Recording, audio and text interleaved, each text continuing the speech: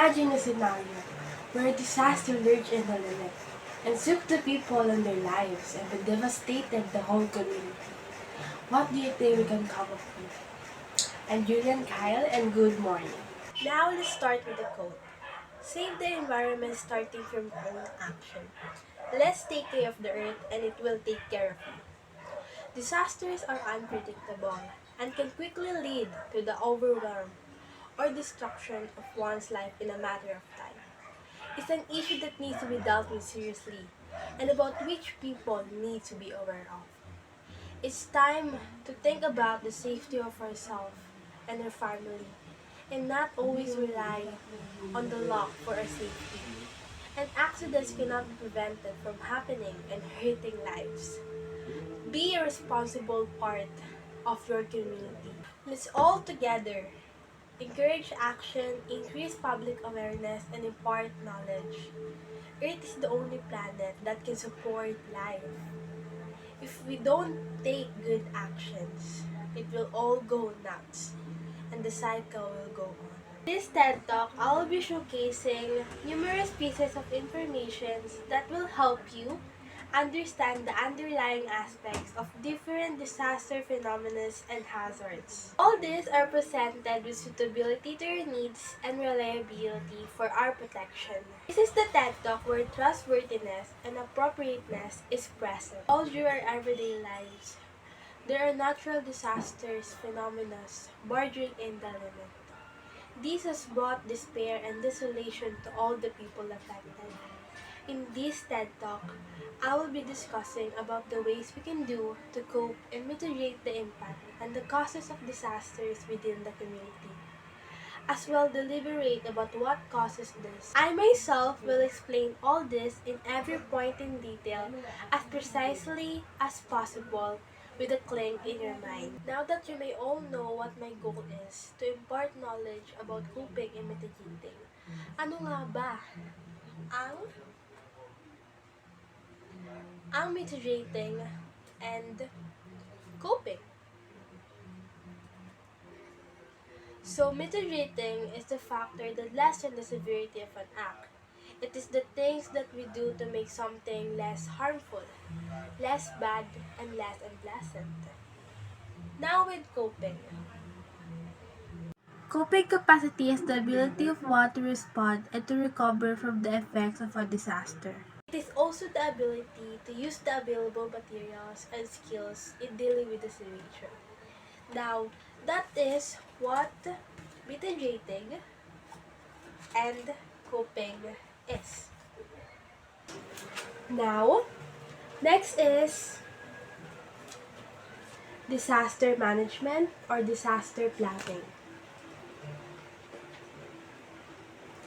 This is a must whenever we encounter disasters. Now, what is this? Disaster planning and management is about the process of organizing frameworks and planning of measures to effectively cope with disasters and be prepared for its possible hazard. This risk management and planning reduces the possibility of affecting more communities and people.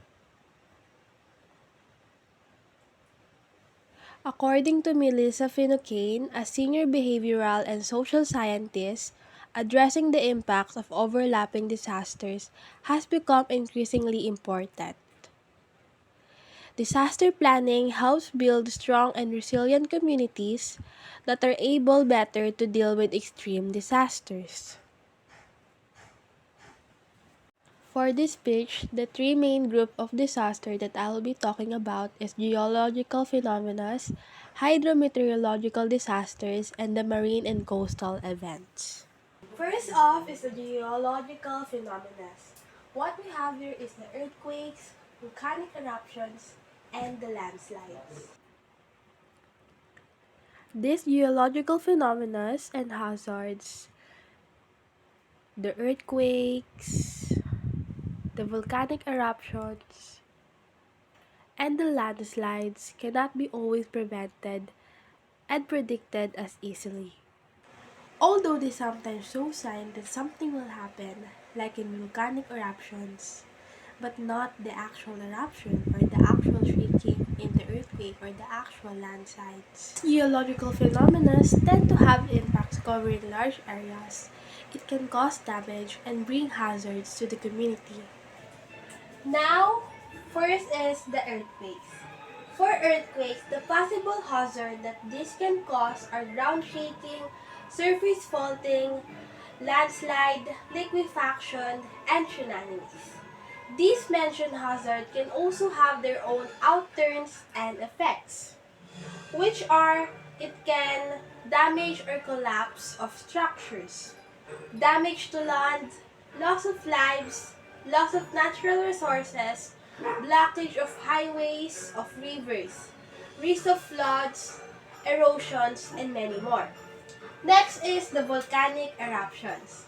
For volcanic eruptions, it can cause ashfalls, lahars, lava flows, volcanic lightning, and trigger of earthquakes, landslides, and tsunamis as well.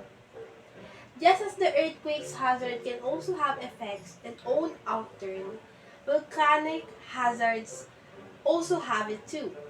With this, it can cause sickness or even death to people and lives. It can affect the crops, contaminate the waters, cause damage to the vehicles and structures, and lead to changes in ozone compositions. It can as well abate everything on its path, cause power transmission interruption, and trigger wildfires. Last is the landslides. Landslides have almost the same hazards with those other geological phenomena presented. It can pose significant loss of life, damage to lands, defacement of infrastructure, agricultural lands, or property damage. It can blockage the roads and cut off the water. It can as well cut off the power supply and communication systems, affect the beauty of the landscapes, harm the ecosystem, and impact on community income or loss of natural resources as well.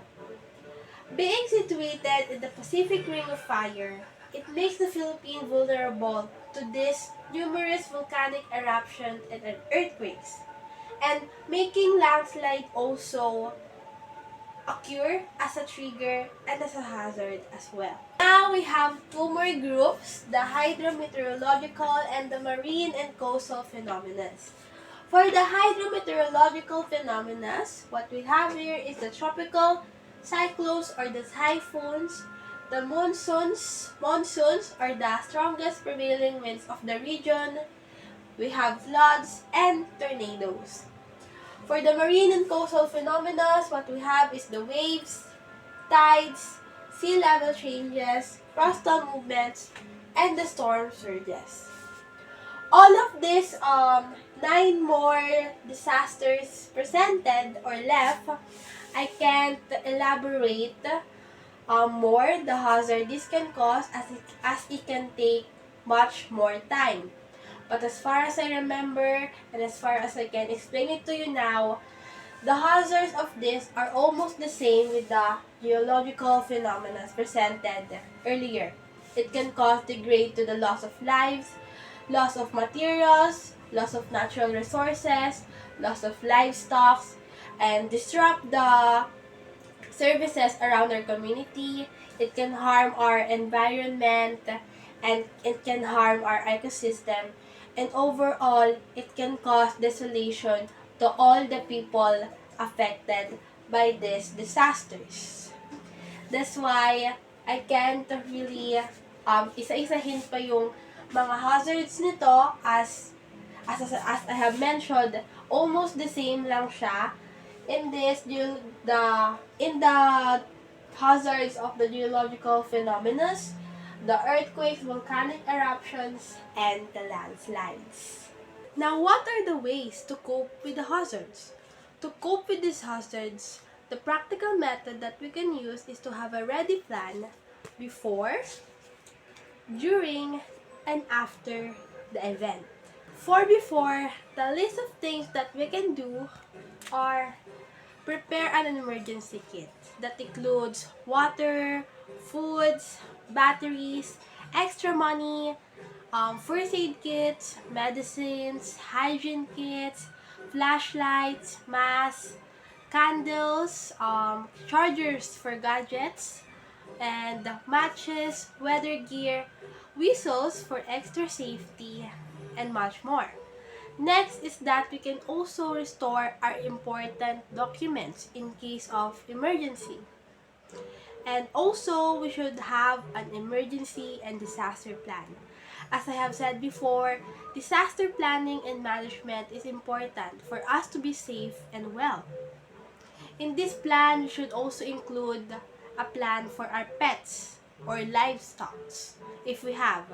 Should also identify safe spots in our home. We should also have a safety check if there is something in our house or property that can pose a danger. We should also sign up for our community's warning system to be alerted and prepare emergency hotline numbers for call and assistance if needed. We should also determine the risk of our area, be informed for more updates from authorities, be familiar with the evacuation routes and areas, have plan B for evacuation, and if advised, let's evacuate as soon as possible. Next off is what to do during these disasters. Let us be prepared and evacuate as soon as possible if advised by our authorities. Let us also monitor the local weather and alerts. As well, secure ourselves, our loved ones, and our pets. Stay indoors as much as possible and don't go outside unless emergency important. And we should stay away from power lines, trees, and anything that can fall onto us. And we should avoid being near open ventilation like the windows, doors.